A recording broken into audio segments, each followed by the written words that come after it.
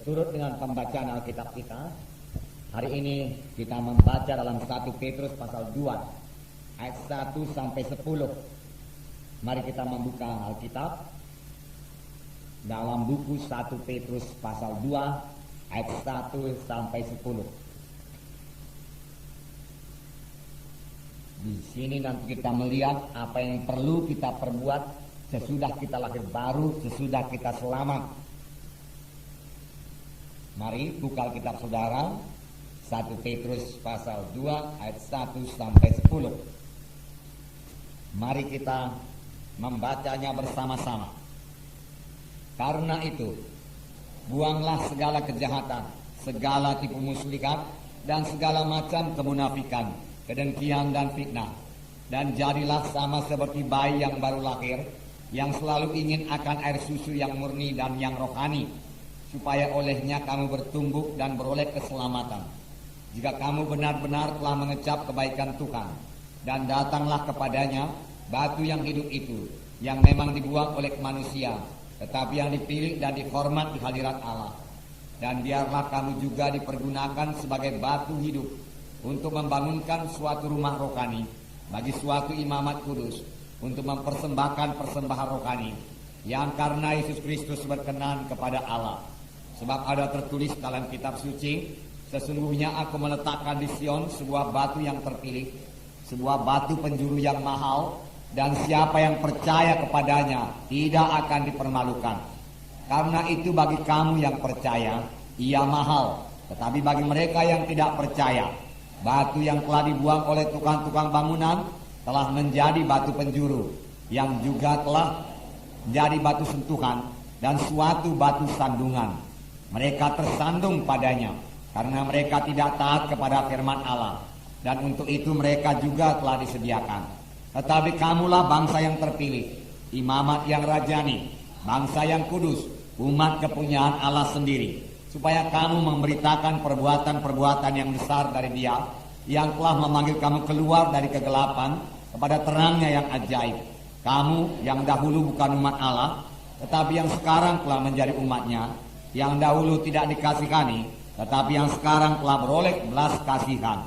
Nah, saudara, firman Tuhan ini dimulai dengan perkataan karena itu. Karena itu, buanglah segala kejahatan, segala tipu muslihat, dan segala macam kemunafikan, kedengkian dan fitnah. Saudaraku, kita yang membuang, bukan Tuhan yang membuang. Tuhan sudah lama membuangnya dari kita. Tetapi kerap kali setelah kita kutip dan kita tahan-tahan lagi dalam hidup kita ini. Nah, firman Tuhan berkata, karena itu, karena apa ini, saudara? Kita membuang ini semua. Buang, dia katakan segala kejahatan. Dipakai perkataan segala, artinya semua macam kejahatan. Buang, jangan disimpan-simpan lagi. Segala tipu muslihat. Jadi tidak ada tipu muslihat dalam hidup anak-anak Tuhan. Segala macam kemunafikan, ya, dibuang semua. Kedengkian dan fitnah. Mengapa? Saudaraku, lembaran kita saya bacakan kepada saudara. Karena itu buanglah segala kejahatan, segala tipu muslihat, dan segala macam kemunafikan, kedengkian dan fitnah. Mengapa kita harus membuang segala hal-hal yang tersebut di atas? Pertama, karena kita telah ditebus dengan harga yang mahal, supaya kita menjadi anak-anak Allah. Dalam buku sebelumnya, yaitu 1 Petrus 1, ayat 18 dan 19, saya bacakan kepada saudara. Sebab kamu tahu bahwa kamu telah ditebus dari cara hidupmu yang sia-sia, yang kamu warisi dari nenek moyangmu itu, bukan dengan barang yang fana, bukan pula dengan perak atau emas, melainkan dengan darah yang mahal, yaitu darah Kristus, yang sama seperti darah anak domba yang tak bernoda dan tak bercacat. Jadi saudara sudah ditebus, saya sudah ditebus, amin saudara. Nah, sebagaimana firman Tuhan minggu yang lewat, kita ini bukan milik kita lagi. Itu 1 Korintus 6 ayat 19. Tubuh saya ini bukan milik saya lagi, ada pemiliknya, yaitu Tuhan Yesus. Karena Dia telah menebus saudara, menebus saya, dan harganya telah lunas dibayar. Oleh sebab itu, muliakan Tuhan dengan tubuhmu, firman Tuhan berkata. Nah, hari Minggu yang lewat itu juga kita katakan bahwasanya kita harus menang terhadap semua cobaan-cobaan setan yang datang melalui kehendak daging kita atau kehendak tubuh kita, supaya nama Tuhan dipermuliakan dari tubuh kita. Karena tubuh kita ini bukan milik kita, jadi bukan suka hati kita saja lagi tubuh kita ini, sudah ditebus Tuhan. Bahkan seluruh hidup kita telah ditebus Tuhan. Dengan apa ditebus Tuhan? Bukan dengan emas dan perak, tetapi dengan darah yang mahal, darah anak domba yang tak bercacat, yaitu darah Yesus, darah Kristus, darah mahal itu dicurahkan kepada saudara. Karena itu, karena saudara sudah ditebus dan saudara sudah selamat, saudara bukan milik saudara lagi. Karena itu buanglah segala kejahatan, buanglah segala kemunafikan, tipu daya, kedengkian, fitnah, buang semua daripadamu. Dia katakan, karena hal-hal tersebut di atas itu tidak patut di dalam hidup anak-anak Tuhan. Itu bukan bahagian hidup anak-anak Tuhan. Dahulu itu bahagian hidup kita sebelum kita selamat. Nah, yang kedua dikatakan, mengapa ya kita buang segala perkara-perkara di atas itu tadi? Kedua, karena kita telah dilahirkan baru oleh firman Allah. Kita telah lahir baru menjadi kejadian yang baru.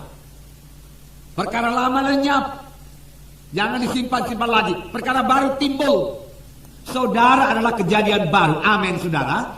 Ya, kejadian baru. Dalam 1 Petrus 1:23 saya bacakan kepada saudara. Baik, kita sama-sama membacanya. 1 Petrus 1:23. Mari kita baca. Karena kamu telah dilahirkan kembali, bukan dari benih yang fana, tetapi dari benih yang tidak fana, oleh firman Allah yang hidup dan yang kekal. Ya. Telah lahir baru. Jangan bimbangkan ini, saudara. Saudara sudah lahir baru. Amin, saudara. Ya, lahir baru. Apa yang melahirkan kita baru? Yaitu firman Allah yang hidup dan kekal. Buku Yohanes mengatakan dari air dan roh, dari firman Allah dan roh Allah. Sepanjang kita sudah menerima Yesus, kita menerima kehidupan. Kita lahir baru. Siapa yang memiliki Yesus, dia memiliki hidup baru sebenarnya. Siapa yang tidak memiliki Yesus, tidak memiliki hidup baru. Karena itu buang semua yang lama. Buang. Nah, karena kita sudah lahir baru, tidak patut lagi hal tersebut lengket dalam hidup anak-anak Tuhan. Buang, lepaskan. Karena saudara sanggup membuangnya. Tuhan tidak menyuruh kita suatu perkara yang kita tidak sanggup melakukannya. Kita tidak dibawa perhambaan dosa lagi. Sepanjang kita mau menolaknya, bebas. Kamu akan mengenal. Kamu akan mengenal. Kamu akan mengetahui. Mengetahui apa? Apa, saudara? Kebenaran. Dan kebenaran itu membebaskan kamu. Jadi bagaimana supaya kita bebas? Tahu, mengerti. Sekedar kebenaran saja, sudah ada kebenaran, sudah ada Yesus. Tapi kalau saudara tidak mengetahui kebenaran itu, tidak mengetahui firman Tuhan itu, maka kebenaran itu tidak membebaskan saudara. Tetapi supaya saudara mengetahui kebenaran itu, maka kebenaran itu membebaskan saudara. Termasuk bebas daripada perkara-perkara ini tadi, perkara-perkara dosa ini.